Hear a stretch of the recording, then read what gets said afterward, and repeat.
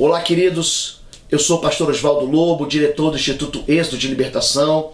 Muita gente tem pedido para mim informações de como adquirir os nossos livros, os nossos cursos. Então, no site www.institutoexodos.com você vai encontrar o nosso material e mais uma linha enorme de livros na área de libertação e batalha espiritual. Além disso, já está no ar, no site www.pastorlobo.com, as informações sobre a Caravana de Israel. Nós vamos sair no dia 28 de outubro e vamos retornar no dia 8 de novembro. Vai ser uma bênção, não perca. Eu espero você lá.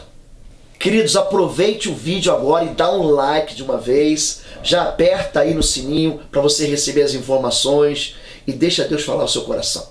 Até a próxima. Agindo Deus, quem impedirá? Hoje eu quero ministrar ao coração da igreja.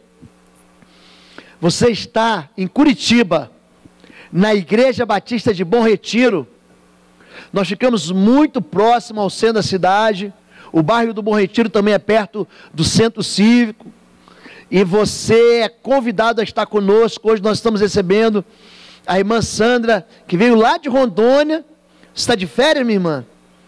Veio de Rondônia para celebrar com a gente. Você, quando estiver em Curitiba, você que nos assiste, nós temos recebido notícia de gente do Brasil inteiro e fora do Brasil, que tem acompanhado o ministério da Igreja Batista de Bom Retiro. Nosso endereço fica na Avenida Desembargador Hugo Simas, 1772. Tem um ponto de ônibus aqui, ó, em frente à igreja. E é muito fácil você chegar. Nós temos estacionamento, temos um ministério infantil chamado Talmidim Kids, que vai abençoar a vida dos seus filhos, onde eles vão aprender conceitos e princípios da fé cristã. Nós temos aqui uma escola de música, nós estamos aqui no primeiro domingo de 2019, e você não pode deixar de participar desses ministérios aqui da nossa igreja, você é nosso convidado. Então eu quero um dia recebê-lo aqui como visitante, dar um abraço em você, tá bom? A palavra de Deus nos ensina a contar os nossos dias. E hoje, no primeiro domingo do ano, eu quero ensinar você a contar os seus dias. Nós temos um calendário chamado calendário gregoriano. Então nós vivemos no ano que tem 12 meses, de janeiro a dezembro. E o calendário judaico é um calendário que ele não se encaixa nesse mesmo calendário que nós seguimos. O primeiro mês do calendário judaico começa com a Páscoa. O primeiro mês começa ali no capítulo 12 do livro do Êxodo. Esse vos será o primeiro mês, é o mês de Abib. O mês de Abib para o judeu corresponde àquilo que é o mês de janeiro para a gente. E quando a gente começa o ano, nós começamos o ano com expectativas novas. É por isso que nós desejamos Feliz Ano Novo. Há uma expectativa, uma esperança de mudança. Aquilo que eu não conquistei no ano passado, nos anos anteriores, eu olho para o novo ano como quem diz: eu vou alcançar a minha liberdade, eu vou alcançar a minha vitória, eu vou alcançar a minha cura, eu vou alcançar o meu sonho. O ano 2019 é um ano que ele promete ao meu coração e ao seu coração, porque é um ano novo, e no ano novo todas as possibilidades estão abertas ao meu coração. Eu quero falar sobre isso para a igreja no dia de hoje.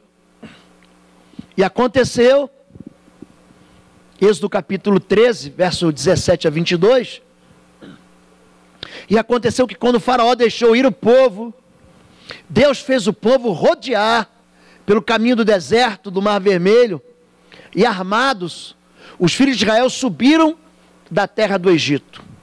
E o Senhor ia adiante deles, de dia numa coluna de nuvem para os guiar pelo caminho, e de noite numa coluna de fogo para os iluminar, para que caminhassem de dia e de noite.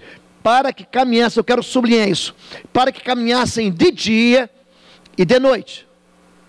Nunca tirou de diante do povo a coluna de nuvem de dia, nem a coluna de fogo de noite.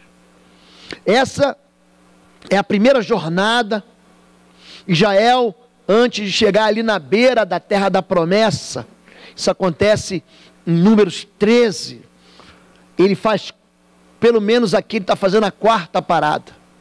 Aqui, logo em seguida no capítulo 14, Israel vai parar num lugar, e ali Deus vai ensinar uma lição para o povo de Deus. Eu queria que você aprendesse, porque quando a Bíblia fala do Antigo Testamento, ela diz que aquilo que foi escrito para o nosso ensino foi escrito. O Antigo Testamento, eles são sombras de bens vindouros.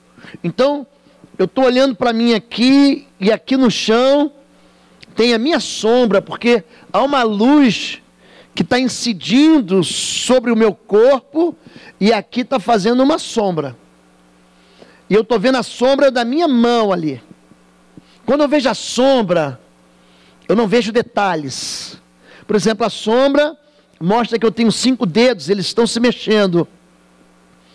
Mas não mostra a cor da minha mão, nem os detalhes, que as marcas que a minha mão tem, nem das unhas. Então ela dá uma ideia sem dar os detalhes. E é isso que o texto vai mostrar para a gente.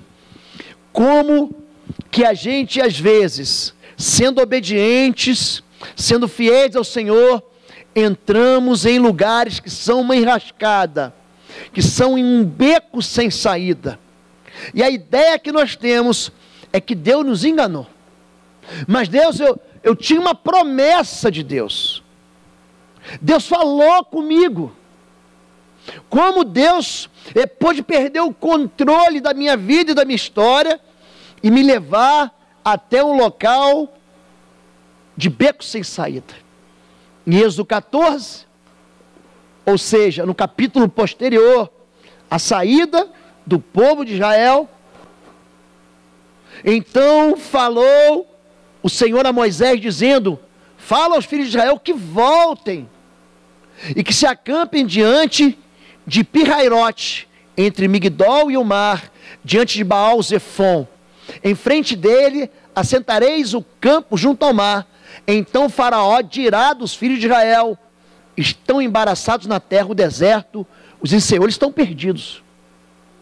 Deus, a impressão que você tem quando você lê esse capítulo é que Deus usa Israel como uma isca para atrair o exército do Faraó, para vencer, para subjugar.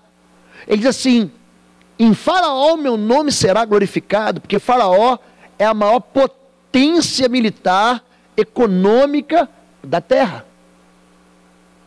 Esse lugar chamado Pi-Hairote fica no Egito. O povo de Israel está num lugar chamado Península do Sinai. E ali tem uma praia. Hoje a tradução literal seria Praia das Águas Amargas, ou Praia de Nebuia. Fica no Egito. Você está aqui no Egito, você sobe a estrada, sobe uma grande montanha, você vê a praia, um balneário. Do lado de lá o Golfo de Acaba, é Jordânia. E mais um pouquinho aqui é o mesmo Golfo, Canal de Acaba também, é chamado de Canal de Eilat, é Israel. Então você vê tanto a Jordânia quanto Israel. Só que ali é um local que não tem saída. Porque as montanhas, você entra, quer dizer, você está saindo, Deus manda ele voltar, e você entra no beco sem saída, porque na tua frente, cortando, chanfrando, tem uma montanha e um mar, você ficou preso ali. E às vezes Deus leva a gente para situações em que nós ficamos presos. Tem situações que nós, pela nossa desobediência, pela nossa imprudência, imperícia, pela nossa loucura, pelo nosso coração obstinado, nós mesmos nos metemos nela. Tem gente que se mete em confusão quando usa dinheiro. Tem gente que não sabe usar dinheiro. E quando você não sabe usar dinheiro, o dinheiro, ele é um bom servo, mas é um péssimo senhor. Tem gente que não sabe lidar com as suas emoções. São pessoas inteligentes, são pessoas capazes intelectualmente, cientificamente, mas as suas emoções o traem. ele não tem inteligência emocional para lidar com circunstâncias e reage muito mal. Tem pessoas que não sabem lidar com a sua vida afetiva e se apaixonam e se entregam ao primeiro amor que eles encontram e se frustram 1, 2, 3, 12, 15 vezes. Diz: pastor, a minha vida afetiva não funciona. Ninguém me ama, ninguém me quer, eu sou sempre abandonado. Agora, existem outras situações em que nós caminhamos justamente pelo caminho traçado por Deus, e a gente fala: o que eu fiz, Deus, para merecer isso? Eu fiz exatamente o que o Senhor mandou. O Senhor mandou, eu estava indo numa direção, o Senhor falou: volta, espera aqui, se assenta aqui. E de repente olho para trás, quem está atrás de mim? Faraó com seu exército, e eu não tenho como escapar. Todo mundo tem um pirrairote na sua vida, ou esse local de emboscada, esse local de beco sem saída. Eu quero fazer uma pergunta para você: em quantos becos sem saída você já se viu na sua vida? Tem muita gente que caminha distante de Deus, ele não liga para Deus, ele sabe que está afastado, ele sabe que está desviado, ele sabe que está longe do Senhor. Aí de repente ele entra numa situação que ele fala assim: Deus, se o Senhor me livrar dessa, eu nunca mais me afasto do Senhor. São aquelas promessas que você faz ou que você fez quando tudo deu errado. Eu vou orar mais, eu vou buscar mais ao Senhor, eu vou dedicar mais o meu coração ao Senhor. Quando nós entramos em beco sem saída, a gente acha isso aqui: será que Deus, Ele quer acabar comigo? Eu gosto muito desse texto de Deuteronômio 8, porque ele fala da minha caminhada e da sua caminhada, fala da minha conversão e da sua conversão. Não há ninguém, entenda isso, ninguém, nenhum personagem bíblico, nenhuma pessoa nessa face da terra que não vai passar por um deserto. É certo que você vai passar. O deserto não é uma escolha sua, é uma necessidade que eu preciso passar e você precisa passar. O deserto faz morrer o escravo que está dentro da gente. Escravo não entra na terra da promessa. Existem áreas de incredulidade no meu coração e no seu coração que precisam morrer. Porque só quem entra na terra da promessa é filho de Deus. E tem muitas áreas na nossa vida em que fala assim: pastor, eu não saio desse deserto. Já reparou que a caminhada, se você pegar os nomes, e eu gosto de fazer isso, porque eu gosto muito de geografia também. Então pega os nomes das cidades. Se lembra, antigamente, hoje isso está morrendo, né, gente? Ligue os pontos, você lembra disso? Aí tinha o número 1, aí você ia ligando o número 1 ao número 2, tinha outro pontinho número 3, e de repente saiu um desenho, lembra disso? Se você pegar o nome das cidades, aonde Israel passeou no deserto, você vai ver que ele fica girando. Sabe quem anda em círculos? Israel, ela chega na beira da terra da promessa e volta. E chega na beira da promessa e volta, com a sensação de você caminhar e não sair do lugar. E Deus, Ele está fazendo, é um processo de purificação. E te lembrarás de todo o caminho pelo qual o Senhor teu Deus te guiou no deserto, esses 40 anos. Para que, gente, que Deus faz isso? Para te humilhar. Deus nos humilha, sabia? Para tirar a soberba, para tirar o orgulho, aquela sensação de que eu posso fazer sozinho, de que eu sou capaz, de que eu entendo, de que eu não sou ignorante como essas pessoas. Deus, olha para mim, Deus tem um deserto sob medida para o orgulho de cada um de nós. O humilhado é que é exaltado. O último é que é o primeiro. Quem perde a briga é que ganha. O reino de Deus é um negócio. O maior é o menor.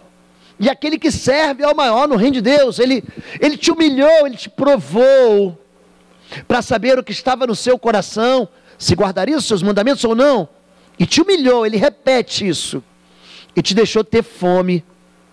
e te sustentou com maná que tu não conheceste, nem teus pais o conheceram, para te dar a entender que o homem não viverá só de pão, mas de tudo que sai da boca do Senhor, viverá o homem.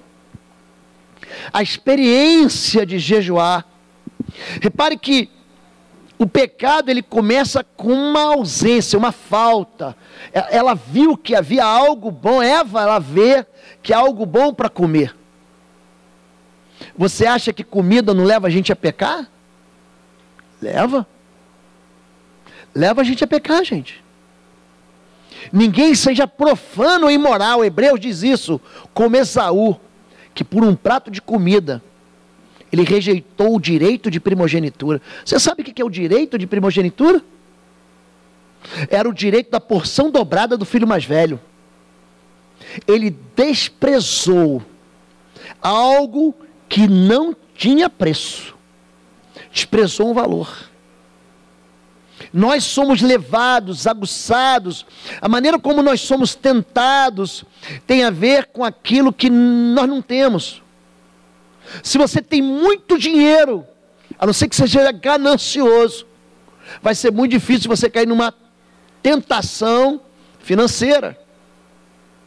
Se você tem um casamento estável e uma vida afetiva completa, vai ser muito difícil você cair numa tentação assim. Então, a tentação, ela anda nas sombras das nossas carências. É aquilo que você não tem. Você é tentado numa área de fome. É quando você tem fome em alguma área da sua vida que você é tentado. Você fala, não, é de Deus isso. Só que Deus está dizendo aqui o seguinte, que Ele provou o povo de Israel. O que é ser provado? É o que o nome diz. É passar numa prova. Lembra quando você ia... Gente, eu estudei num colégio militar e tinha um negócio de umas provas surpresa. Então o professor ia, tinha as provas bimestrais, semanais, toda quinta-feira tinha prova. Eu já sabia disso. Mas às vezes começava uma segunda e o professor começava dando aula e quando estava no meio da aula ela falava assim, avaliação, pega uma folha do caderno e arranca, pronto. Ele ia fazer uma prova imediata daquilo que ele estava ensinando. Deus faz isso com a gente. Deus às vezes, ele não avisa você, Ele te prova, para ver o que há no teu coração, para ver se seu coração é obediente.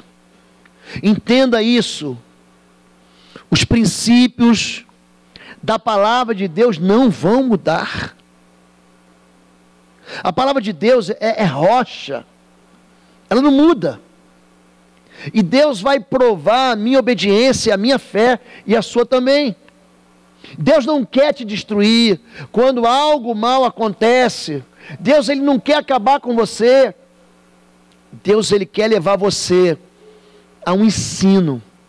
Quando você sai da prova, você vê Deus de um jeito que você não via antes.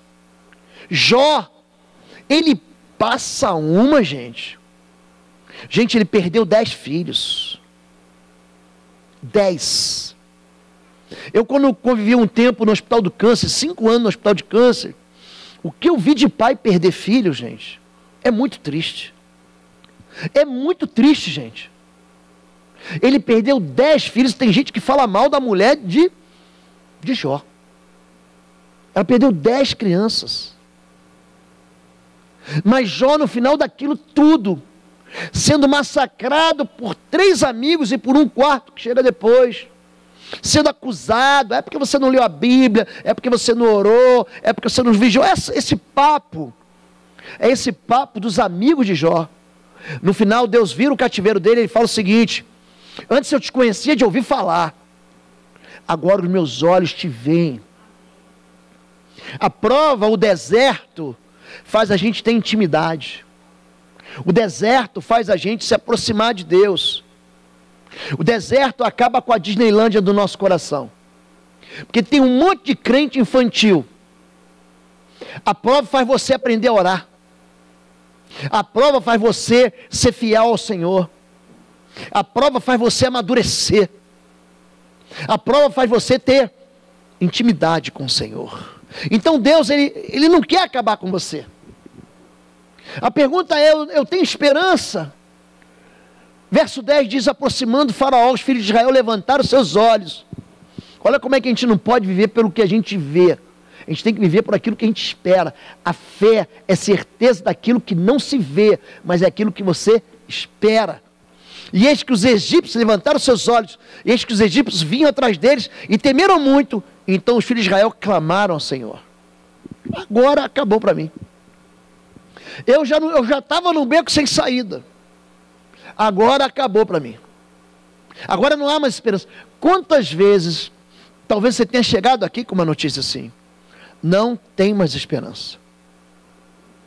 E tudo isso que está acontecendo, e nós vamos lendo à medida com que você vai lendo, Êxodo capítulo 14, você vai ver que Deus, ele não perde o controle.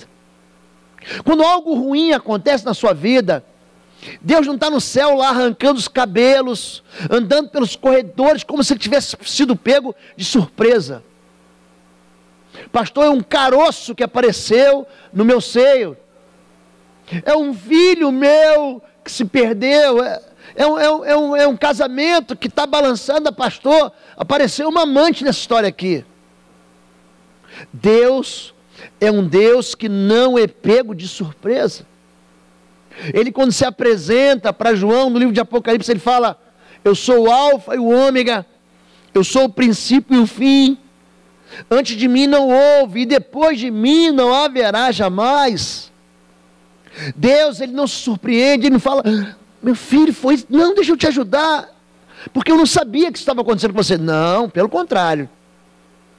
Deus, ele sabe o que está acontecendo, ele está preparando aqui um livramento.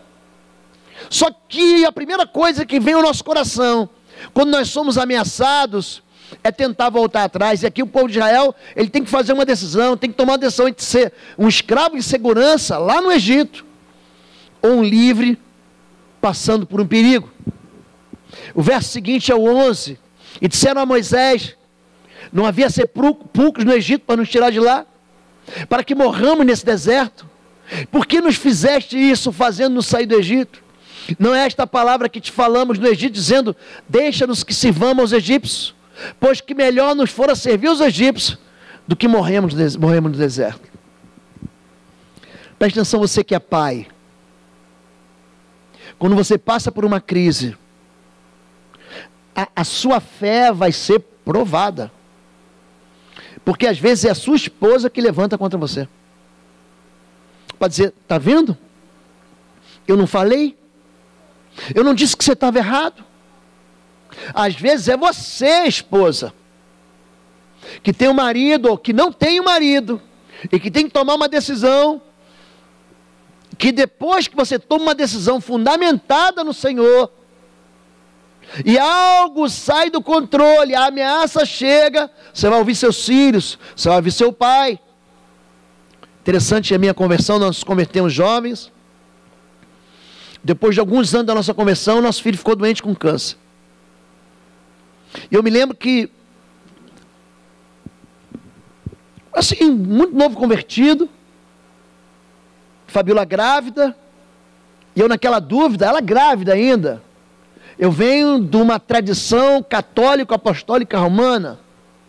Eu fui batizado quando garoto na igreja católica, eu fui crismado, fiz primeira comunhão e confirmação na igreja. E eu era um bom católico. Eu não era esse cara, eu sou católico. Não, eu era católico, eu ia na missa. E um dia, eu fui me confessar e o padre me deu a Bíblia. E eu me converti lendo a Bíblia. E a minha conversão mexeu tanto no coração da minha esposa, que nós acabamos caminhando junto, e a gente teve muita opressão familiar, muita resistência familiar. Mamãe foi criada num colégio de freira, e ela me levava então todo dia praticamente à igreja. Nós vemos num colégio público, a gente parava: vamos orar, Papai do Céu, vamos rezar, Papai do Céu. Então ela desconfiou até que eu tivesse com uma doença grave. Meu filho, você não precisa disso. Esse negócio de ser crente é coisa de fanático. Fizeram lavagem cerebral na sua cabeça. Eu falei: não, mãe, eu só li a Bíblia. E quando eu tomei essa decisão, e eu comecei com meu pastor, vem cá que eu vou te abrir a Bíblia, você abriu lá em Atos 8, falou assim, ó, aqui, ó, você é criança, você não encontra criança batizada na Bíblia. Alguém aqui já encontrou uma criança batizada na Bíblia? Uma criança. Já ouviu isso? Você não vai encontrar. Porque o batismo depende de fé. E fé depende de você crer. E está aqui, uma criança não vai ter fé. E batismo é arrependimento de pecados. Uma criança não sabe nem o que é pecado, quanto mais arrependimento de pecados. É por isso que existe uma idade que você fala, não, eu quero servir esse Deus, eu quero ser batizado. E meu filho não foi batizado, e eu tinha uma parente que falava assim, quem não é batizado morre pagão. Quem já ouviu isso, gente? Na verdade não é nada disso. Das crianças é o reino dos céus. Quando uma criança morre, dela é o reino do céu. Não fique preocupado com isso. Você pode chorar a dor de perder uma criança, mas ela foi para o céu. Mas quando o meu filho foi diagnosticado com câncer, aí todo mundo está vendo, foi acreditar nesse teu Deus aí? Isso foi acreditar nesse Deus da Bíblia? Então nesse momento, nós precisamos tomar uma decisão. Você quer ser escravo para sempre, em segurança? Ou você quer ser livre para sempre? E aqui o povo de Israel, gente, ele mostra alguns sintomas de desesperança. E talvez isso esteja dentro do seu coração. A desesperança aprisiona você num mundo de impossibilidade. A esperança, ela caminha junto com o medo. Sabia disso? Deus diz para você, ande por aqui. Você fala assim, não, eu tenho medo. Seja obediente. Não, eu tenho medo. Isso não vai dar certo. O medo é contrário da fé. Gente, aprende isso. Se você esquecer de tudo que eu preguei hoje, aprenda isso. Medo é fé no diabo. Quando Deus diz para você, caminhe por aqui, você tem medo de andar no caminho de Deus, você está crendo no diabo. Porque ele fica falando para você, não acredita, recua, volta atrás, não precisa obedecer. Aprisiona você, a sua mente sofre um curto-circuito. E você para de crer na promessa de Deus. Você é enclausurado num sentimento de impossibilidade. Quando Deus fala para Pedro, Mateus capítulo 14, Pedro ele anda sobre as águas, porque Jesus vem andando sobre as águas, e ele diz, Pedro vem, e Pedro vai, só que ele repara no vento, e reparando no vento, teve medo, e afundou. A desesperança que caminha com medo, leva você a duvidar de Deus. Em 1 Samuel 17, quando Golias, aquele gigante de quase 3 metros, desafia e fica fixando a afronta com o povo de Israel, o exército de Israel tem medo. Só que ali o medo se transformou em pavor. O medo é aquele pavor, é aquele medo que entra no seu coração e desfaz as malas e fala assim, vai virar isso aqui, vai virar síndrome do pânico. Daí vem o nome pânico. A desesperança é uma lógica cheia de engano que enaltece o inimigo. Você tem um inimigo? Ele vai dizer, ah pastor, mas é porque o senhor não conhece meu problema. Pronto, você está enaltecendo o seu problema. Se o problema é no seu casamento, é no seu marido, na sua esposa, no seu filho, no seu trabalho, no seu desemprego, na sua dor, na sua enfermidade, não pastor, porque o senhor não conhece o tamanho do meu problema. Não, é o contrário. Você não conhece o tamanho do meu Deus. É por isso que a fé, ela funciona daqui para lá e de lá para cá. Tem gente que tem fé para ser curado e é curado. E tem gente que não tem fé nenhuma, mas quem ora por ele está cheio de fé e cura. Quando a Bíblia fala daqueles 4 homens que abrem, na verdade, as casas de Israel, gente, para vocês entenderem aquele texto do Evangelho de Marcos, vocês vão ver lá, as casas de Israel, elas eram cavadas no chão, tá? Então, seria mais ou menos isso aqui. Para eu entrar na casa, eu descia uma escada para entrar dentro da minha casa. Então o telhado estava logo aqui, o telhado. Então eles taparam o telhado e desceram o moço com uma maca. Mas a fé não era do moço da maca. Jesus, vendo a fé deles, que trazia o moço. Então às vezes o seu filho não crê. Às vezes a sua mãe não crê, mas você crê por ela. Eu creio por mim e creio por você também. E o meu coração não tem dificuldade nenhuma de crer. Nenhuma. Existe algo, eu não sei se foi a minha formação militar e acadêmica. O que está escrito aqui? Está escrito. Eu creio no que está escrito. Não me interessa. Eu já falei aqui uma vez, em Números 14, conta a história daqueles 2 homens que trazem um cacho de uvas numa vara. 2 homens para carregar um cacho de uva, gente. E já teve alguém que me perguntou assim: pastor, só crê nisso? Que 2 homens estão levando um cacho de uva? Eu falei, eu ia crer até que se a Bíblia tivesse escrito que eram 2 cachos de uva levando um homem. Porque eu creio que a Bíblia é verdade, eu não tenho dificuldade com isso. Porque eu já tive experiências assim extraordinárias com a palavra de Deus e com as promessas de Deus. Essa lógica cheia de engano produz esquecimento, amnésia. Quando você está com medo, você se esquece de Deus. Quando você está com desesperança, você se esquece das promessas de Deus. Levanta uma suspeita contra Deus. Será que Deus vai fazer? Por que Deus me levou para esse beco sem saída? Por que Deus me disse que era para fazer? Por que Deus me disse que era para eu trocar de emprego, ou para eu permanecer nesse emprego? Por que Deus me trouxe aqui? É isso que é desesperança. E contra a desesperança, a gente só tem um antídoto: é a fé. Isaías 43, 1, 2 diz: não tema, pois eu resgatei, quando eu chamei pelo nome, você é meu. Quando você atravessar as águas, eu estarei com você. E quando você atravessar os rios, eles não encobrirão. Quando você andar através do fogo, você não se queimará. As chamas não deixarão em brasas, pois eu sou o Senhor, o seu Deus, o Santo de Israel, o seu Salvador. Das expressões em que Deus diz o que Ele é Salvador. Eu sou o Salvador.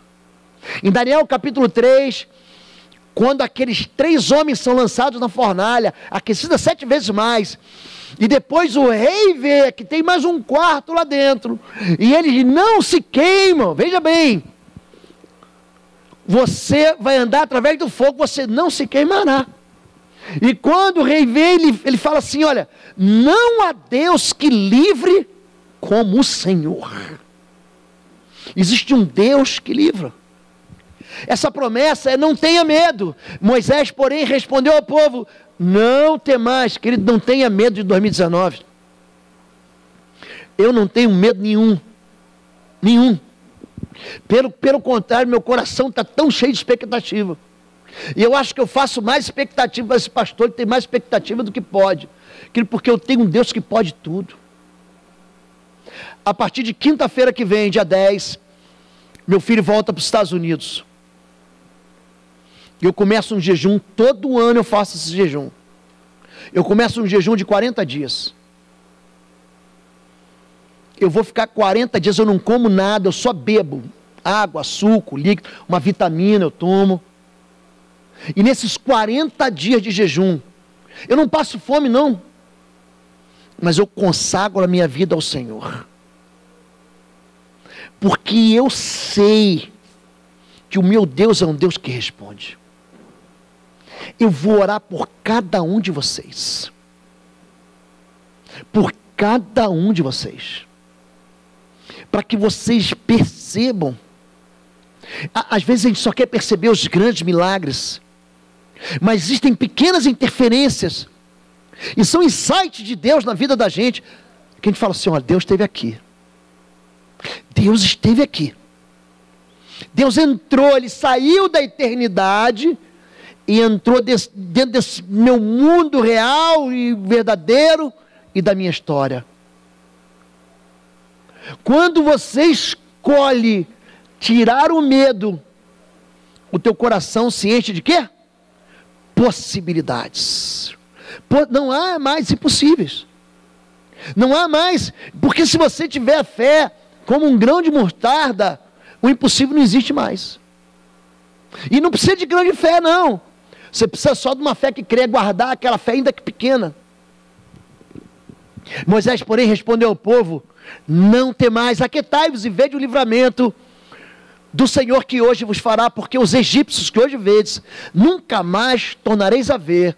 O Senhor pelejará por vós, e vós, olha aqui, ó, vos calar. Cuidado com o que você fala. Cuidado com aquilo que você fala, porque o que você fala contamina você e contamina quem está perto de você. Eu vou repetir.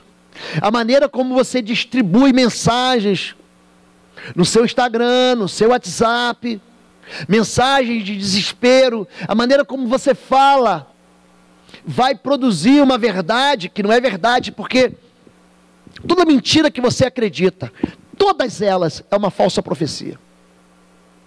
Quando você acredita que você é burro, que você é feio, que você não vai ser ninguém, que você é um estabanado, que você é uma mão furada, isso é uma falsa profecia. E você acredita nela. Você nunca vai sair dessa solidão, você nunca vai sair dessa dívida, você nunca vai alcançar o que você quer. Isso é uma falsa profecia. Porque agindo Deus, quem impedirá? Gente, há de fato alguma coisa impossível ao Senhor? Ah, gente, existe alguma coisa demasiadamente difícil a Deus? Não é nada. Então Moisés fala, quando ele vê que o povo está começando a murmurar: por que Deus nos trouxe aqui? Não havia sepulcros no Egito. Ele está começando a dizer que a vida nova do ano novo dele é pior do que a vida velha do ano passado. O ano nem começou, ele já está dizendo a desgraça que vai acontecer. O futuro nem chegou, ele já está anunciando que vai ser miserável. Então nessas horas, é melhor o que? Ficar calado. Calado. Porque a murmuração é quando você diz para Deus que Ele é incapaz de cumprir a promessa que Ele deu para você. Isso que é murmurar. Daqui a pouco, esse povo vai ser destinado à morte. Sabe por quê? Porque falou demais. Vocês vão morrer no deserto. Gente que só sabe reclamar é gente que nunca chega na terra da promessa. Gente que só sabe murmurar da sua sorte. Querido, trabalha. Trabalha. Eu trabalho de sol a sol, eu não descanso. Descansar é bom, eu descanso sim. Entendo o que eu quero dizer para vocês. Quando eu digo não descanso, quer dizer, meu coração está sempre crendo. Fique calado. E a primeira lição é quando você chegar num beco sem saída e você achar que não tem mais desistir, pastor. Eu desisti de crer no meu filho, eu desisti de crer na cura, eu desisti de crer no casamento, eu desisti de crer na vida. Continue caminhando. Quando você acha que está um bloqueio, que há um mar pela frente, é interessante que a fé é muito interessante. Tem gente que tem fé e o mar se abre. Tem gente que tem fé e anda sobre o mar. E tem gente que tem fé e constrói uma ponte para chegar do outro lado. Que da fé é tua. Creia do jeito que você quiser, que Deus vai estar contigo. Agora, quando é que Deus nos abandona? Quando a gente deixa de crer. O limite para Deus, sabe o que é? É a sua incredulidade. Então, disse o Senhor a Moisés: por que clamas a mim? Diz aos filhos de Israel que marche. Você quer uma lição para esse ano? Continue insistindo. Não pare, não recue. Existe uma regra de guerra. A regra de guerra é o seguinte: sabe quem vence a guerra? Quem não se entrega. Uma guerra só acaba quando é assinado um termo de capitulação, um termo de desistência. Tratado de Versalhes, Congresso de Viena, Paz de Westfália, isso tudo É paz que é celebrada entre um vencedor e um derrotado. Quando você desiste de lutar, aí o teu inimigo te venceu. Quando você desiste de crer, de caminhar, aí o teu inimigo te venceu. Você sabia que nunca ninguém conquistou Creta? Você sabia que sob Creta foi a ilha que mais recebeu bombardeio alemão na Segunda Guerra Mundial? E eles não se entregaram. Sabia que até hoje nunca ninguém conquistou o Afeganistão? Eles oprimiram, eles chegaram lá, tomaram a Rússia, tomou tudo, depois veio o Talibã, depois veio os americanos. Eles não se entregam. E a gente tem que ter isso no nosso coração. Não se entregue. Não se entregue no seu sonho da sua empresa. Não se entregue no seu sonho de ser feliz. Continue caminhando em 2019. Você vai ter um ano extraordinário. Porque o que você semeia agora, no final você vai dizer: o Senhor esteve comigo o tempo todo. Número 2, esse Deus que te leva às vezes para esse beco sem saída, Ele não te abandona.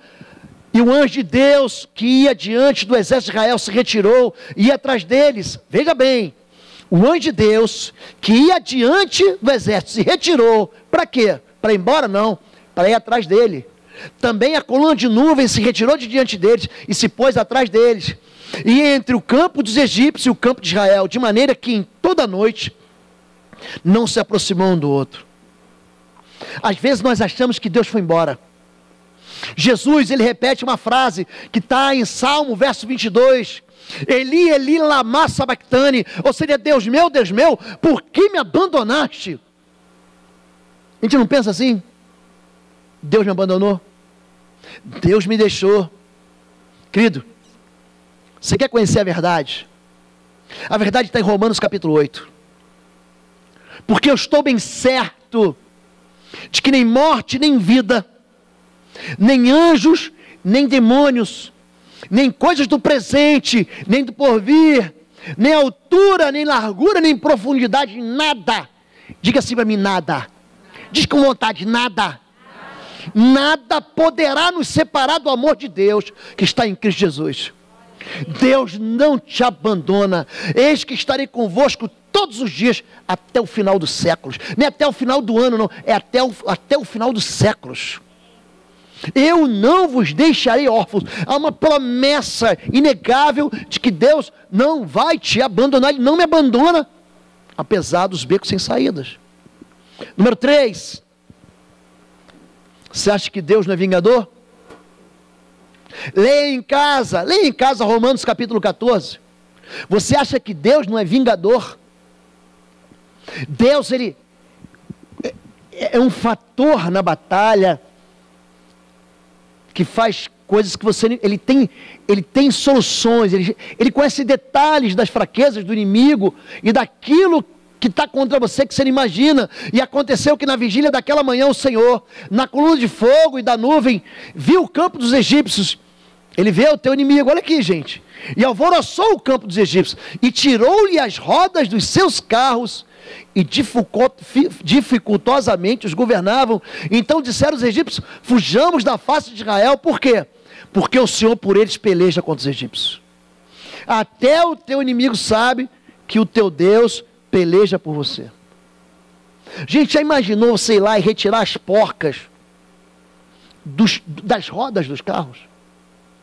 Deus, ele tem algo. Em Josué capítulo 10 diz que então Israel perseguia os amorreus, e Deus lançou pedras, e eles morreram, os inimigos morreram mais das pedras do que da espada de Josué.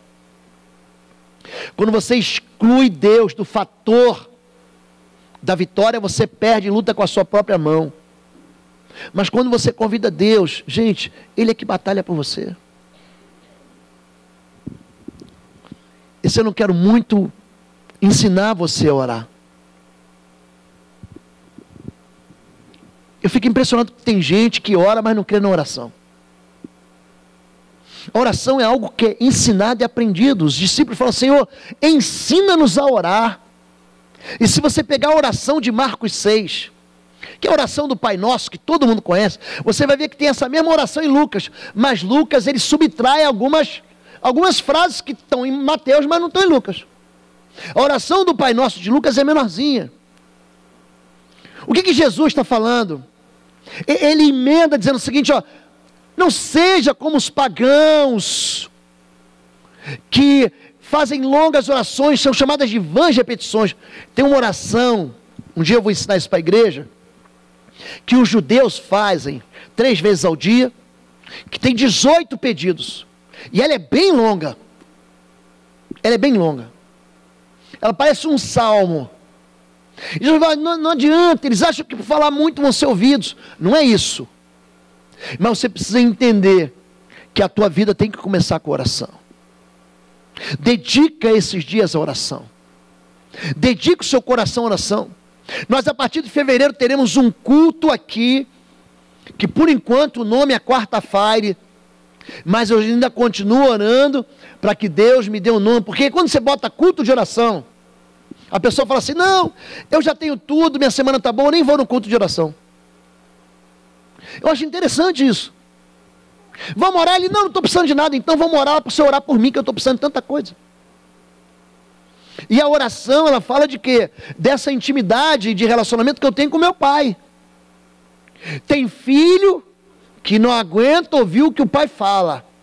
Tem pai que não aguenta ouvir o que o filho fala, mas não é esse o padrão da comunhão e do relacionamento em que eu tenho com Deus.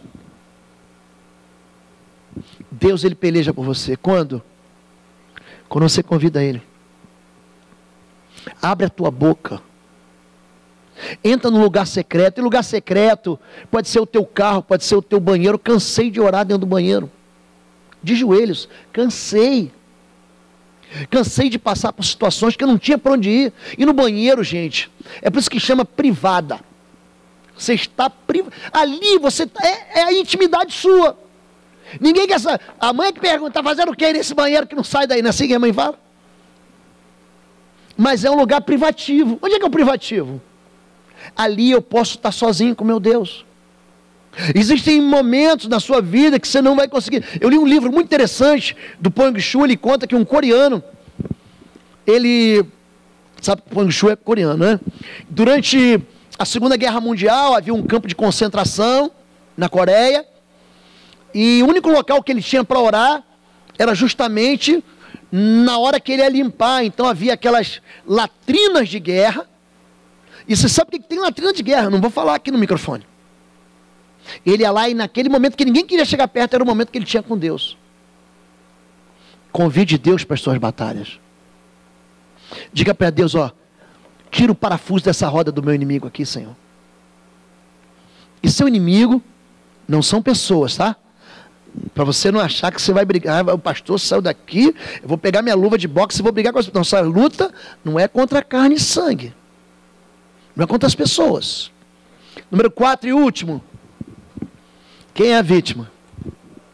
Êxodo 14, 27 a 30. E o Senhor derrubou os egípcios no meio do mar, porque as águas, tornando, cobriram os carros e os cavaleiros de todo o exército de Faraó, que os haviam seguido no mar. Nenhum deles ficou. Eu gosto desses detalhes.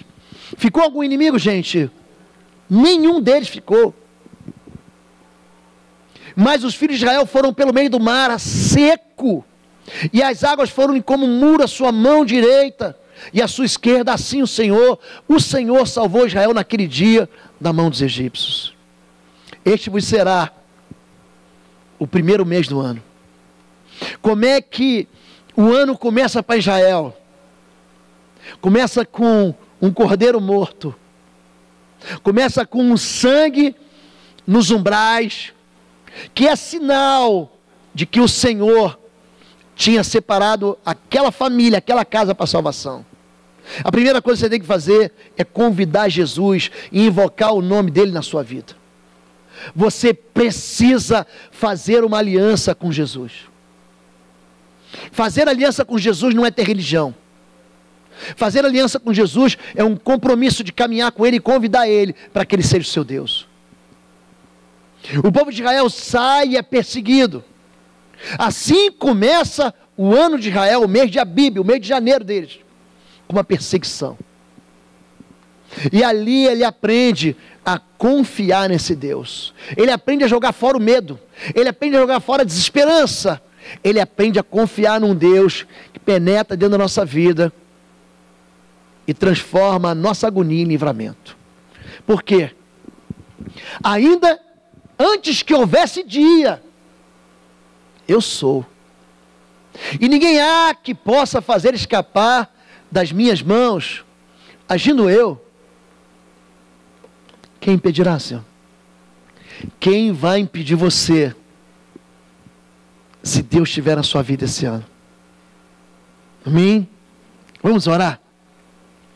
Terminei na hora. São 11h20 ainda. Fique em pé em nome de Jesus. Feche seus olhos. Você que está nos assistindo ao vivo ou vendo essa mensagem pela internet, se você puder, onde você estiver, feche seus olhos também. Feche seus olhos agora, abaixe sua cabeça, que nós vamos falar com o Senhor. Feche seus olhos. Essa é uma palavra que nos desafia.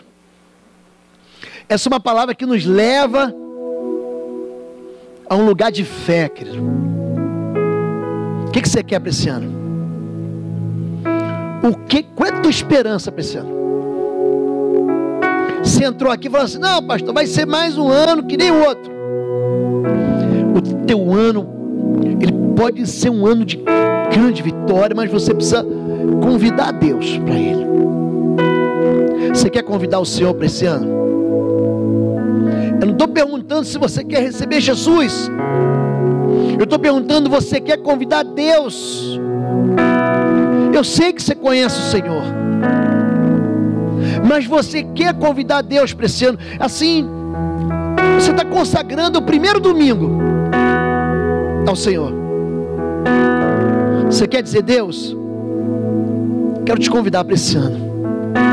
Posso fazer essas maravilhas também na minha vida. Se você quer isso, só levante sua mão. Eu quero. Deus abençoe todos vocês, queridos. Deus abençoe vocês. Eu também quero. Eu também quero Deus na minha vida durante todo esse ano. Você está sendo perseguido, ameaçado. Tem gente que está perto de você, tem filho, tem neto, tem esposa, tem marido, tem empregado. Você está sendo de alguma maneira ameaçado, ou alguém está sendo ameaçado, e você quer orar por ele? Quer? Você quer ser um intercessor? Você quer assim dizer para Deus: Deus, fala com a minha família. Você quer isso? Levante sua mão. Eu quero. Deus abençoe vocês. Pode abaixar sua mão. Pode abaixar. Nós vamos orar juntos aqui, para pedir que essa esperança do Senhor se cumpra em nós. Você quer ver Deus agir na sua vida? Porque agindo Deus, querido, quem impedirá? Sai do seu lugar, vem aqui à frente todos. Vamos orar todos juntos? Vem cá. Vamos dar um passo. É bom sair do lugar. A gente dizer no mundo espiritual: eu creio nisso. Eu creio que vai ser um ano. Eu creio que esse ano vai ser um ano extraordinário no Senhor. Chega um pouquinho mais para frente aqui, vem cá.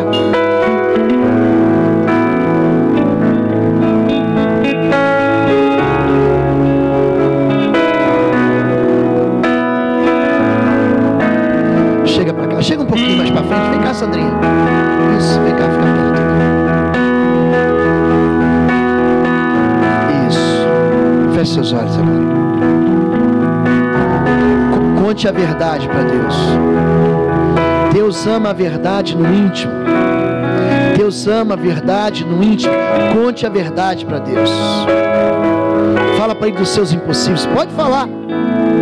Deus vai te ouvir. Deus vai te ouvir. Pai querido, Pai bendito, nós nos recusamos a levantar o pé para marchar nesse ano novo, se o Senhor não for conosco. E é por isso que nós invocamos o Teu nome. Nós Nós te convidamos para essa caminhada, Senhor Deus. Nós convidamos porque o Senhor é o Deus que nos leva pelo caminho do deserto. O Senhor é Deus que nos leva para essa terra que mana leite e mel, terra de oliveiras, de figueiras, terra de barreiras, terra onde nós vamos experimentar o melhor do Senhor. Nós queremos te convidar para que o Senhor seja como uma coluna de nuvem à nossa frente, como uma coluna de fogo à nossa retaguarda. A tua palavra tem uma promessa, Senhor Deus, que o Senhor seria justiça à nossa frente e glória à nossa retaguarda. Não nos abandone, Senhor Deus. Não nos deixe só. Não deixa que as más notícias, não deixa que os diagnósticos contrários, não deixa que as ameaças roubem o nosso coração, do nosso coração a esperança. Nós entregamos a Ti o ano novo, e assim como nós estamos com o Senhor no primeiro domingo do ano, assim nós queremos estar com o Senhor no último dia do ano. Queremos pedir a Tua cobertura, a cobertura do sangue do Teu Filho Jesus sobre nós. Queremos pedir, Senhor, que assim como o Senhor protegeu Israel dos avanços e das intimidações e das ameaças do faraó, o inimigo mais forte do que nós, Pai, assim também faz separação entre nós, Senhor Deus, e as nossas adversidades. Queremos te pedir, Pai, que aquele que nós amamos e oramos e caminhamos juntos, que venham conosco, que aqueles que estão afastados, desviados, enfraquecidos, enlouquecidos, te conheçam como único Deus e Salvador. Pedimos a Tua bênção sobre nós. Pedimos que só faça frutificar a obra das nossas mãos. Pedimos que o Senhor, Pai, atente para o nosso clamor, e os detalhes da nossa vida, Pai, sejam marcados pela Tua presença esse ano e sempre. Em nome de Jesus nós oramos e concordamos aqui na terra. Amém, amém, amém. Diga amém. Diga amém de novo.